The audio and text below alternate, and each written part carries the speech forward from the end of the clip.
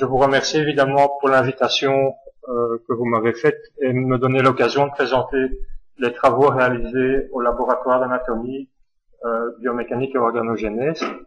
Et donc, ma présentation va porter aujourd'hui sur la modélisation du système musculo-squelettique et des applications en recherche fondamentale et scientifique.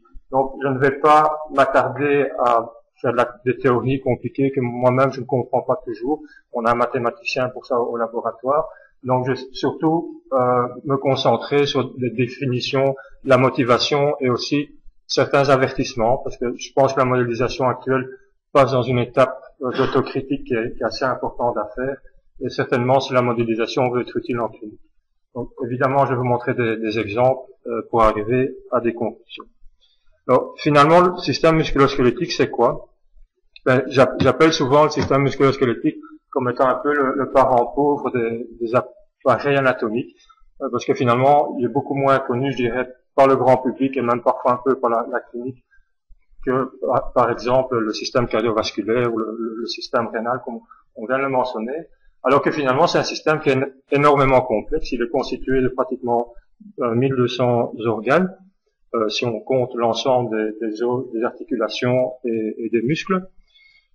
Pour compliquer la chose, si on prend chacun des muscles, je dirais isolément, et on peut décrire ce muscle à différents niveaux d'échelle. Donc, on peut le considérer comme un organe à part entière, comme un ensemble de fibres musculaires, ou comme un ensemble de protéines qui réellement permettent la contraction, l'actine et la myosine.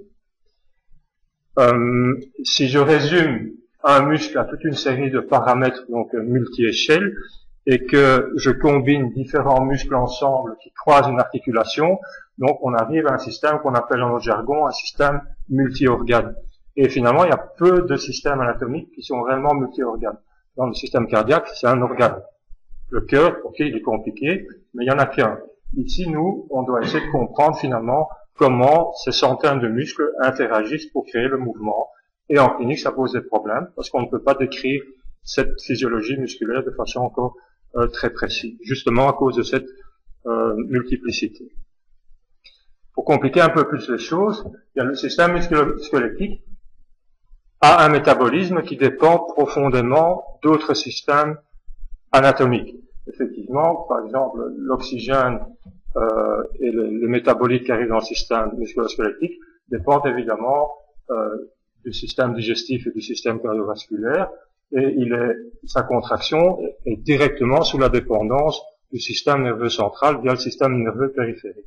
Ce qui fait que, finalement, beaucoup de problèmes cliniques sont liés à toute une série de pathologies d'un de ces systèmes anatomiques, donc soit directement du système musculo-squelettique, par exemple contracture musculaire, etc., mais vous avez des accidents vasculo-cérébraux, problèmes nerveux centraux ou des problèmes métaboliques. Tout ça vont avoir des répercussions sur le système musculo-squelettique. Donc ceci nous amène aux implications cliniques et évidemment socio-économiques. Et donc, quel est le rôle finalement de ce système musculo-squelettique? Si on le prend en tant que tel, donc, clairement notre système musculo-squelettique, on va l'utiliser pour faire toute une série de choses qu'on peut résumer, bien, nous permettre de faire l'interaction avec notre environnement.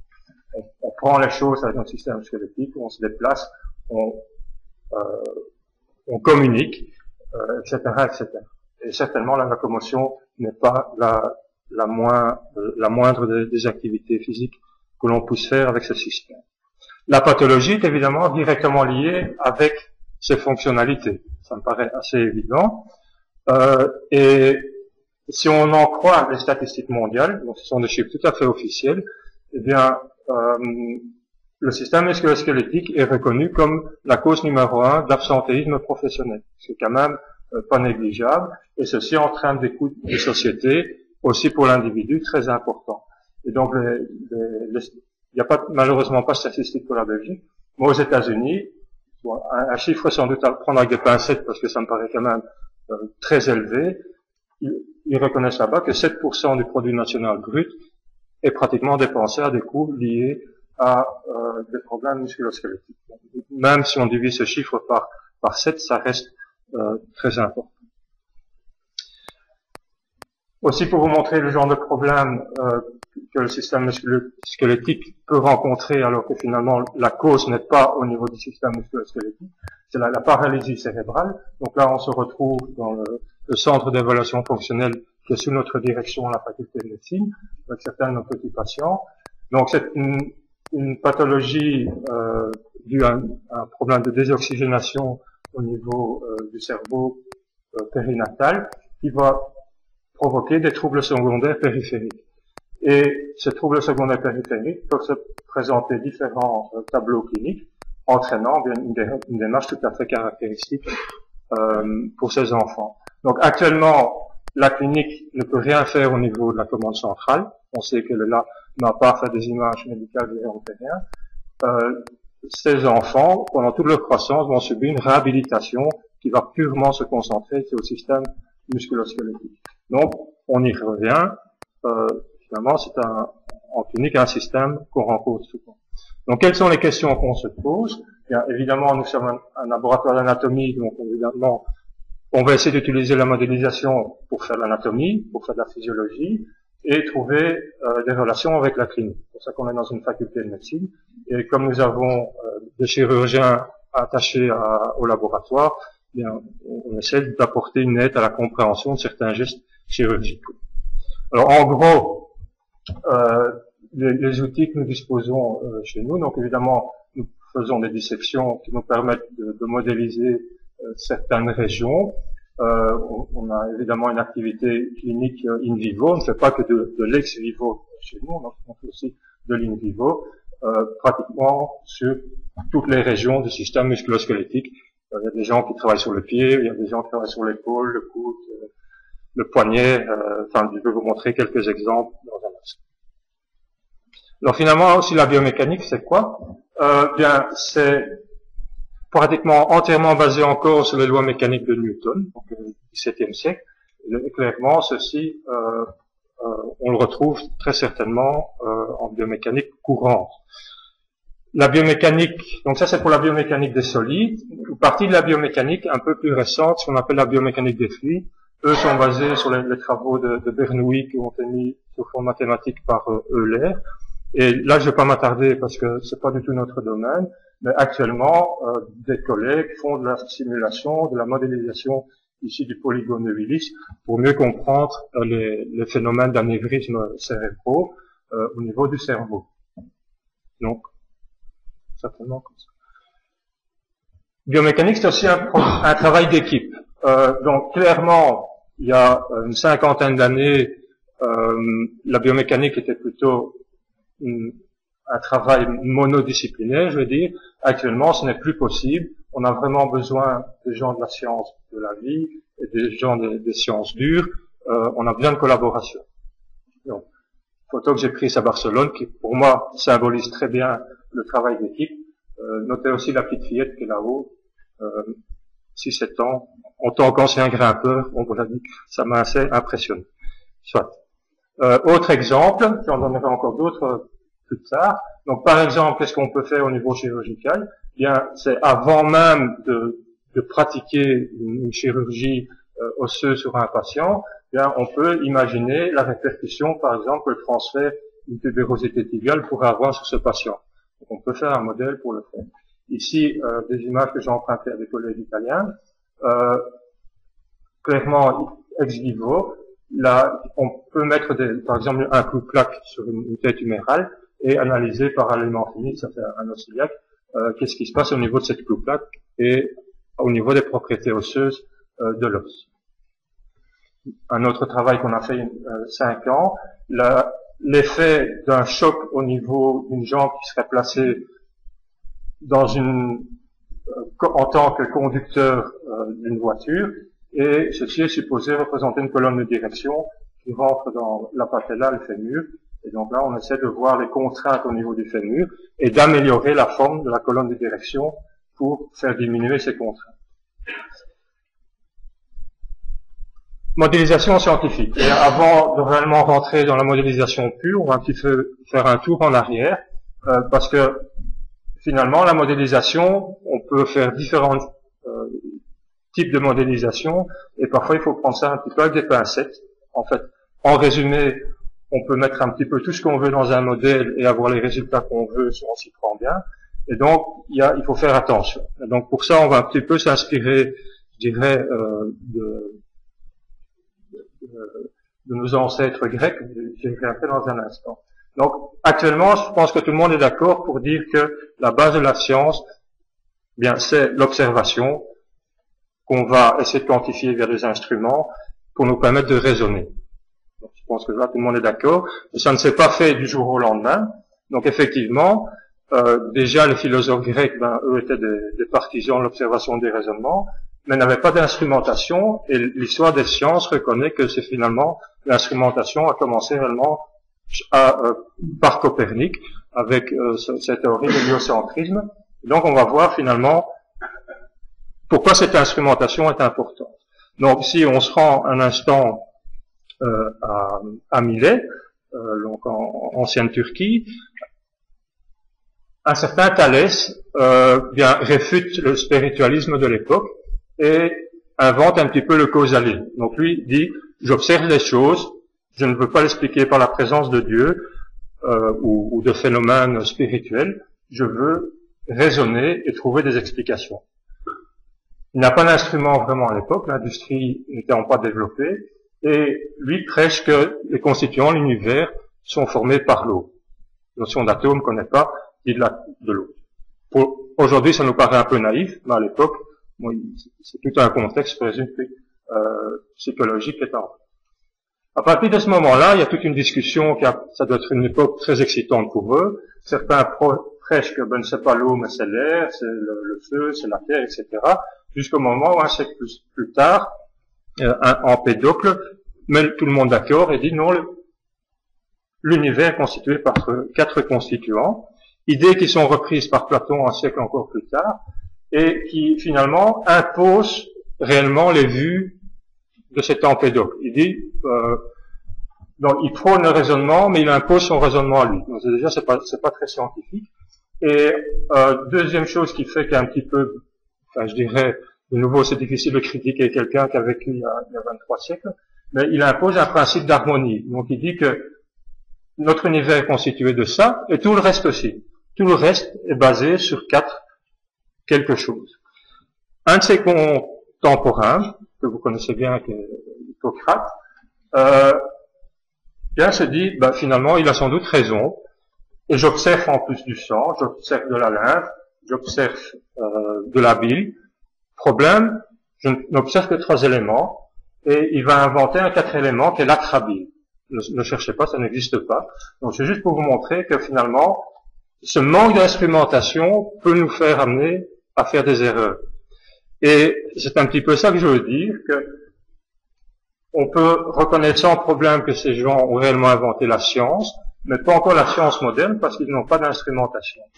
Et le message donc que j'aimerais faire passer, c'est qu'aujourd'hui, les modèles qu'ils ont créés, parce que finalement ce sont des modèles, bien il faut les prendre avec des pincettes. Il y a une partie qui est juste, mais aussi une partie qui est fausse, puisqu'ils n'ont pas d'instrumentation à leur disposition. Ça, je vais passer. Juste retenez le mot validation. Donc, je pense que si une mesure est prise, évidemment, elle doit être validée. Il ne faut pas juste mesurer quelque chose, il faut être aussi sûr de ce qu'on mesure. Là, je vais peut-être aller un peu trop loin. Principe de modélisation et simulation. Donc, diapositive assez chargée, mais je vais juste me concentrer sur ce qui est en orange. Donc, la modélisation, la description d'un système. Bon, j'ai mis entre parenthèses la notion de mathématiques parce que là, je suis pas tout à fait d'accord. Pour moi, une modélisation, c'est une description d'un système. Et une simulation, c'est l'utilisation de ce modèle pour prédire les résultats d'une expérimentation. Donc, vous voyez, on commence à modifier un modèle, peut-être pas toujours par de l'instrumentation, pour essayer de prédire quelque chose. Et là, ça devient parfois un peu dangereux, parce que si vous faites ça sans contrôle réel, évidemment, vos résultats ne seront pas toujours corrects. On pense à la trabile d'Hippocrate. On rentre dans le vif du sujet. Donc, dans notre jargon technique, on va parler de 3 types de modèles, obtenus par 2 types de modélisation. J'en reviens dans un instant. Et là, il faut bien se rappeler que chacun de ces modèles et de ces types de modélisation ont des défauts et des qualités propres. Il n'y en a pas un qui est vraiment meilleur que d'autres, mais ça dépend ce que vous voulez faire avec. Donc la modélisation, deux approches directes et inverses. Modélisation directe, c'est en fait la première qui a réellement existé, donc il ne faut pas oublier que la modélisation c'est une discipline qui vient surtout du domaine des ingénieurs. Oui.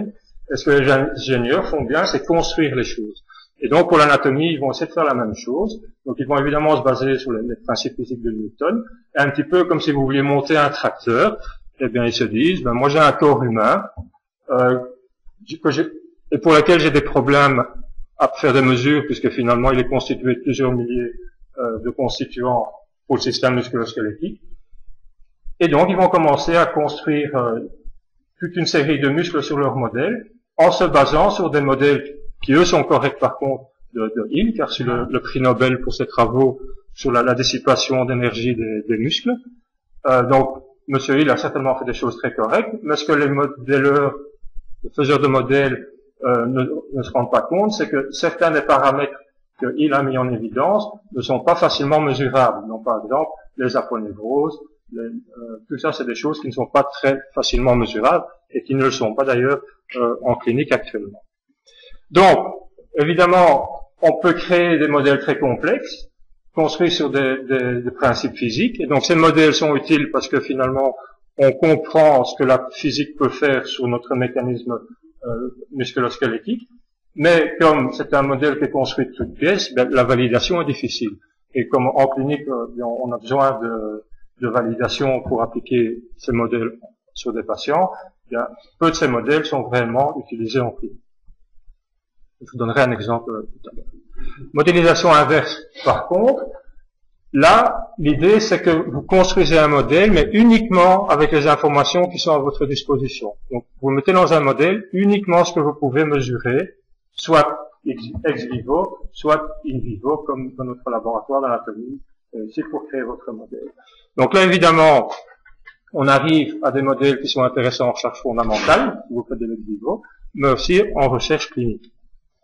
Puisqu'on peut valider tout ça, et on peut aussi finalement individualiser un modèle. Donc on peut créer un modèle qui est propre à une personne, mais en sachant que ce modèle est évidemment incomplet, puisqu'on ne va mettre dans le modèle que ce qu'on peut mesurer. Un autre problème, c'est qu'il faut mettre ces données ensemble, c'est ce qu'on appelle la fusion de données, je vais en parler dans un instant. Donc ça c'était pour les méthodes de modélisation. Pour les modèles proprement dits, il y en a trois types. Et il faut bien réaliser qu'aucun de ces modèles n'est complet. Donc, ça n'existe pas encore. Un modèle du système musculo-squelettique complet, ça n'existe pas. C'est beaucoup trop compliqué. On essaie de le créer, mais on n'a pas les instruments pour le faire. Dans le modèle générique, il est lié directement à la modélisation directe. C'est donc un modèle qui est créé de toutes pièces. Donc c'est un réalisme, d'un graphisme époustouflant. Mais il faut bien vous dire que toutes ces informations sont finalement des informations qui sont plutôt créées par une vue d'artiste qu'une vue scientifique. Donc là, il ne faut pas se leurrer. Il y a très peu de ces modèles, même celui-ci, est finalement très objectif. Il y a quelques années, les concepteurs de ce genre de modèle se sont dit, nous on va mettre beaucoup de moyens pour créer le modèle parfait pour une population, mais évidemment, qu'est-ce que la perfection? Je ne pense pas que je serai d'accord, ça c'est sans doute pas l'homme idéal pour toutes les femmes présentes ici, et ceci n'est sans doute pas la femme idéale pour tous les hommes dans la salle. On peut peut-être rajouter la variabilité dans notre modèle, mais finalement, quel genre de variabilité? Donc, on a un problème. Ces modèles génériques sont peut-être pas la meilleure chose à faire. Donc, on arrive à des modèles génériques qui sont tels quels, qui sont utiles pour comprendre des phénomènes physiques, mais finalement, validation, on ne sait pas le faire. Et je connais personnellement les gens qui sont derrière ces modèles, ils le reconnaissent eux-mêmes, et donc j'ai pas de problème à le répéter. Modèle individuel, donc là provient de la modélisation indirecte, donc à partir de paramètres mesurables, et le problème ici qu'on a, c'est que si on utilise l'instrumentation, toute instrumentation a des limites. Et ça, il faut le reconnaître. On ne sait pas mettre dans un modèle individuel tout ce qu'on veut. Par contre, si on a des résultats, ils sont validés, et donc ça c'est intéressant. tendance actuelle, ce sont les modèles hybrides. Et en fait, un modèle hybride, c'est un modèle soit générique qu'on va individualiser par l'instrumentation, ou alors on prend un modèle individuel, donc qui a été mesuré, qu'on considère comme étant un modèle acceptable pour devenir générique, qu'on va lui-même individualiser à certaines classes de patients, par exemple. Donc ici, le problème, c'est que la validation, mais ça dépend un petit peu de ce que vous considérez. La partie mesurable du modèle est correcte, la partie non mesurable n'est pas validable, évidemment. Donc je vais surtout me concentrer sur la modélisation pour créer des modèles individuels, qui est plutôt la tasse de thé de notre laboratoire. Parler de deux méthodes. Donc d'abord la fusion de données. Donc là, rassurez-vous, je ne vais pas me lancer dans des mathématiques, c'est juste pour vous impressionner. De nouveau, on a un mathématicien qui fait ça certainement mieux que moi. Moi, je vais me contenter, parce que ça, je comprends beaucoup mieux, à vous donner des principes.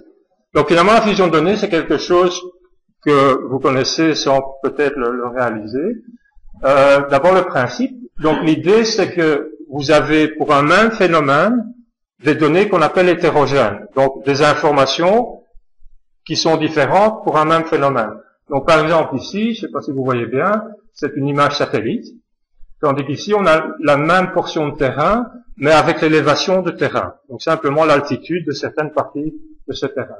Donc évidemment, mentalement, on aimerait bien faire la corrélation entre ces deux images, et en fait ça se fait grâce à l'utilisation de points de repère qui sont par exemple une rivière, un sommet, etc. Donc on arrive à recréer une impression tridimensionnelle de deux images finalement qui sont planes. Donc ça nous facilite l'interprétation. En météorologie, quand vous regardez la météo le soir après le journal télévisé, c'est ce qu'ils font exactement. Ils fusionnent une carte, par exemple de l'Europe, avec des images radar qui sont prises par un satellite ou l'autre. Ils font la fusion de données. C'est de l'image. Donc clairement, la fusion de données a commencé au niveau de l'imagerie, et donc il n'est pas étonnant que la radiologie est une des premières en clinique qui a utilisé la technique. Donc par exemple, l'imagerie fonctionnelle du cerveau d'un patient, RMN du même patient. Donc on a des difficultés pour interpréter ce qu'on voit dans ces deux jeux de données. On peut les fusionner pour voir exactement l'activité cérébrale au niveau de la partie anatomique qui nous intéresse. Également pour faciliter des gestes chirurgicaux, un pré-planning chirurgical pour mettre des vis intrapédiculaires au niveau d'une vertèbre. Donc on fait un pré-planning basé sur des repères anatomiques et on dispose l'ancillaire sur ces mêmes points de repère anatomiques qui vont permettre au chirurgien de mettre la broche ou la vis où il faut. Nous, au laboratoire, on se base évidemment sur le même principe. On a un patient qu'on équipe de repères, certains de ces repères sont anatomiques, donc ils sont placés sur des repères de l'anatomie du patient, d'autres repères sur ce qu'on appelle les repères techniques, qui n'ont pas vraiment de signification anatomique, mais on les utilise pour nos calculs. Donc repères anatomiques qu'on repère, et le patient bouge dans le laboratoire d'analyse de mouvement, et donc là, on a une certaine variation de ces points de repère anatomiques dans l'espace. D'un autre côté, on a la morphologie du patient, où on va retrouver les mêmes points de repère anatomiques. Donc ici, on est sur la partie latérale du condyle fémoral, donc on a une sorte de corrélation, de concordance. Donc si on met les deux ensemble, on a d'un côté le mouvement des points de repère anatomiques qui sont ici, et de l'autre côté, on a donc la morphologie du patient. Comme on a le mouvement qui est ici, eh bien on peut faire bouger l'anatomie du patient, alors que finalement la morphologie est statique au niveau de l'imagerie médicale. Diapositive que je trouve intéressante. Petit coco pour la faculté de cocorico pour la faculté de médecine de l'ULB. En fait, Lucien Lison, histochimiste connu, a aussi créé une des premières représentations tridimensionnelles. C'est peut-être même le tout premier, en superposant des coupes histologiques à la main sur un morceau de papier. Je trouve ça assez étonnant, parce qu'en fait, quand on regarde ces travaux, ça ressemble très fort aux premiers modèles informatisés qui ont été créés par deux de mes mentors, d'ailleurs, Thomson et Brown, qui utilisent exactement les mêmes techniques, mais qui utilisent les premiers ordinateurs qu'on appelait graphiques à l'époque. Juste pour vous montrer l'évolution dans le graphisme. Donc ça, c'était en 1989. Et ici, on est en 2013 pour pratiquement la même chose. La théorie n'a pas tellement évolué, mais on profite évidemment de la puissance graphique des ordinateurs qui augmente. Quelques exemples menés au laboratoire. Donc, je passe à tout seul, il y a des collègues qui font ça, qui sont assignés à ces projets. Premier projet est la modélisation des fonctions de la main. Donc, très peu de quantifications ont été réalisées jusqu'à maintenant sur les prises digitales. Et donc, effectivement, certains individus présentent des prises comme ceci, mais est-ce que c'est pathologique ou pas? Est-ce que c'est anormal ou pas? Bon, c'est peut-être pas une préhension académique, en tout cas ils écrivent comme les autres. Donc on aimerait un petit peu comprendre où est-ce qu'on en est. Ça c'est d'un point de vue fondamental. Pour le développement d'orthèses également, donc les orthèses finalement ont très peu évolué en fait de conception par rapport à il y a quelques siècles. Très peu d'orthèses individualisées, sauf pour un segment anatomique, c'est la main. Donc les gens qui font des orthèses au niveau de la main sont très sensibles à l'anatomie du patient. Okay. Maintenant, on a peu d'informations sur la cinématique articulaire de ces segments pour l'intégrer dans une orthèse. Et c'est le but du projet, c'est comment on peut combiner la morphologie et la cinématique d'une main pour mieux concevoir une orthèse individualisée.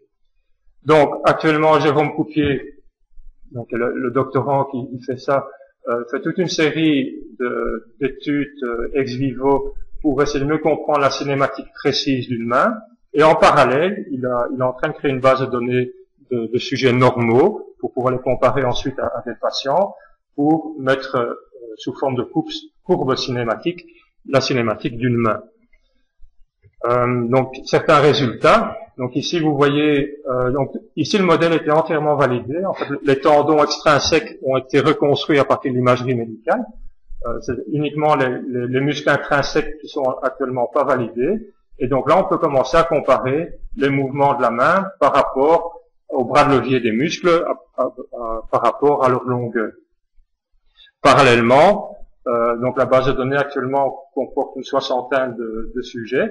Et le but de Jérôme Coupier est maintenant d'essayer de créer un modèle hybride entre ces deux informations pour intégrer des informations de patients dans ces modèles et donc concevoir des orthèses plus individualisées. Autre projet dans notre laboratoire, c'est essayer de mieux comprendre le rôle des aponevroses. Donc, je présume qu'il y a des chirurgiens dans la salle. Quand vous ouvrez la peau, bien vous tombez rapidement sur des aponevroses, et finalement, ces aponevroses sont pas toujours bien considérées, sont souvent même éliminées de mécanismes opératoires. Pourquoi? Bien, on préfère s'occuper de structures plus nobles. Donc, par exemple, ici, si on prend le tendon, le biceps brachial avec son tendon principal, bien, ce tendon a également une belle aponevrose qu'on appelle l'aponevrose, l'expansion aponevrotique. Donc, quel est finalement le rôle de cette aponevrose? Et donc, là, ça a des applications chirurgicales directes. Par exemple, on a des patients avec des contractures congénitales, et une des opérations, c'est en fait de rallonger le tendon du biceps, et parfois même de resséquer cette aponevrose, donc on appelle le lacertus fibrosus. Pourquoi on resèque ce lacertus fibrosus? Mais finalement, personne ne le sait vraiment. C'est juste des observations subjectives. Donc, ce qu'on fait au laboratoire, de nouveau, ça c'est principalement ex vivo, des montages expérimentaux un petit peu compliqués, où on va reproduire sur le modèle le biceps brachial ainsi que le lacertus fibrosus. On étudie la cinématique, on resèque certaines parties de l'aponevrose et on regarde l'implication sur le mouvement impliqué. Et donc, comme résultat, par exemple ici. Donc ça, ici, c'est avec le lacertus fibrosus en place, mais on peut comparer donc le mouvement de flexion du coude avec la supination de l'avant-bras, on le voit ici, et d'un autre côté, des paramètres plus morphologiques. Alors, évidemment, ici, la modélisation ne vous dit rien, mais si je vous montre le tableau ici, bien, regardez, ici, on remarque que la flexion du coude après résection de l'aponévrose est augmentée. En pointillé, c'est la flexion du coude qui est augmentée. Le bras de levier du biceps est augmenté également. Et la pronosupination, c'était avec le lacertus fibrosus, bien, elle apparaît plus tôt. Okay. Et donc, là, clairement, on peut commencer à donner des indications au chirurgien en lui disant, ben, si tu touches à cela, ben, tu dois savoir que tu vas clairement avoir un impact sur le rythme de pronosupination au niveau de l'avant-bras. Maintenant, il faut comprendre que c'est un problème ou pas pour le patient, mais ça, c'est l'étape suivante. Au niveau du thorax et la respiration, on a aussi un projet. Donc, actuellement en clinique, on a certaines limites au niveau de l'instrumentation. Donc, spirométrie fonctionne bien en tant que telle. On fait aussi de l'imagerie médicale, mais finalement, on n'a pas vraiment de moyen de trouver des corrélations entre ce qu'on voit à l'imagerie médicale, la cinématique articulaire du thorax et des côtes, et cette spirométrie. Donc, quelque part, on a un problème de mise en relation. Et donc, ici, donc Benoît Beyer, qui est ici dans la salle, dispose de nombreux examens rétrospectifs. Donc, c'est une base de données de patients et de sujets normaux qui existaient déjà avant qu'il commence, où il a recréé un modèle de thorax qu'il compare avec des paramètres de spirométrie. Et donc, on est capable actuellement de comparer les paramètres spirométriques de certains individus avec ce qu'on voit au niveau articulaire. Et donc, on essaie de comprendre pourquoi certains individus qui présentent des paramètres spirométriques défavorables, est-ce que la cause peut se trouver aussi au niveau articulaire, soit segmentaire, soit global. Donc, certaines images ici, je ne vais pas trop m'étendre, parce que je pourrais en parler bien trop long. Presque fini. Au niveau de la marche, donc analyse de mouvement, ici au niveau de l'analyse de mouvement, on a des problèmes. Pourquoi? Je parlais de données hétérogènes il y a un instant. Ici, clairement, quand on analyse un patient pareil, on collecte toute une série de données via de l'instrumentation, et après, dans le rapport clinique, on doit intégrer ces données pratiquement mentalement. Jusqu'à peu, on n'avait pas vraiment d'outils pour faire des corrélations entre ces données. Bien, on a développé un logiciel particulier qui permet de faire la fusion de tout ça, et donc de faire un rapport où finalement toutes les données sont alignées au niveau du temps et spatialement. Donc à l'époque, on devait faire ça de façon beaucoup plus compliquée. Maintenant, il suffit de regarder une phase de la marche et on retrouve tous ces paramètres qui sont joliment alignés l'un sur l'autre. Donc ça facilite réellement l'interprétation des données médicales. Ça, je vais passer, que c'est un peu trop long, on peut y revenir tout à l'heure. Exemple de modélisation directe. C'est plus modélisation directe hybride. Ici, j'ai mis hybride parce qu'il y a un constituant de l'imagerie médicale qui a été mesuré. Mais finalement, le reste, ce sont des paramètres qui ont été intégrés dans le modèle. C'est juste pour vous montrer la limite de la méthode. Le seul intérêt de ce modèle, c'est que on peut comprendre évidemment la mécanique du système. On peut déplacer, par exemple, un tendon. Un chirurgien peut se dire, si je déplace un tendon plutôt en dedans ou en dehors, qu'est-ce que ça va avoir comme répercussion sur les contraintes mécaniques du genou? Mais finalement, on ne peut pas l'utiliser au niveau d'un patient. Donc ici, regardez le nombre de paramètres physiques qu'on peut interpoler. Donc chaque vecteur que vous voyez ici, ce sont des forces ou des contraintes articulaires dans les ligaments, dans les ménisques, dans les tendons, dans les muscles, etc. Tout ça, on ne sait pas valider. Donc c'est uniquement des données qui sont fondamentales. Dernière présentation. Actuellement en réhabilitation, quand on fait l'analyse de mouvement, vous avez le deux choix. soit vous achetez un goniomètre à branche qui coûte 5 € et qui est absolument imprécis et qui est reconnu dans le domaine comme étant peu reproductif, donc à éviter, ou alors vous achetez un système comme on a au laboratoire qui coûte plusieurs centaines de milliers d'euros.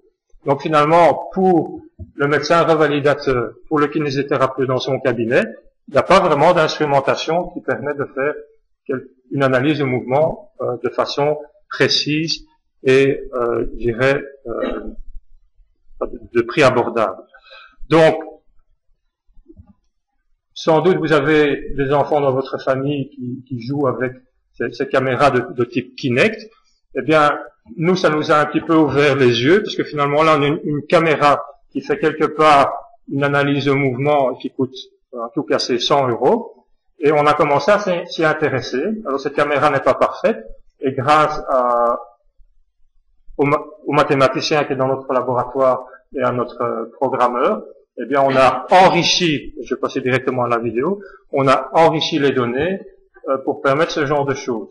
Donc, le sujet n'a pas de marqueur placé sur lui, ça c'est un avantage.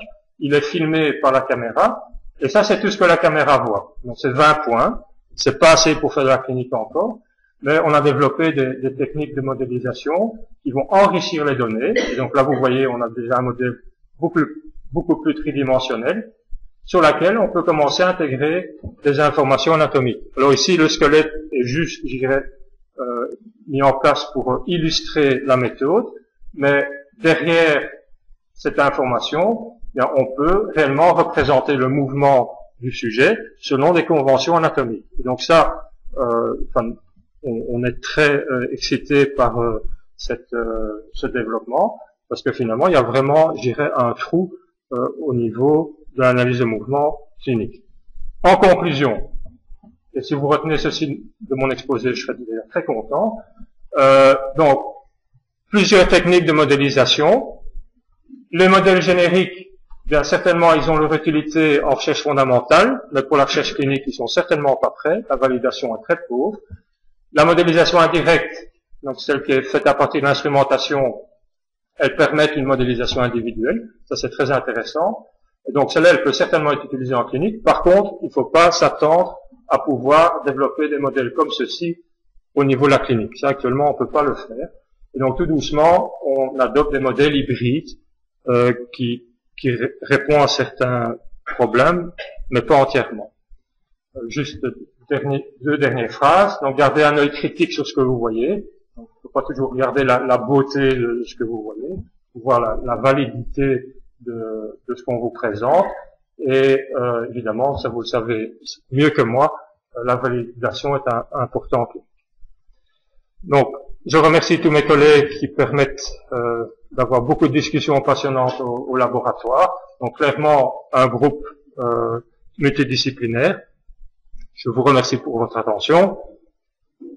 Et pendant les questions, juste une petite visite du laboratoire avec certains de nos patients et petits volontaires qui nous permettent de créer une base de données normale au niveau de la marche des enfants.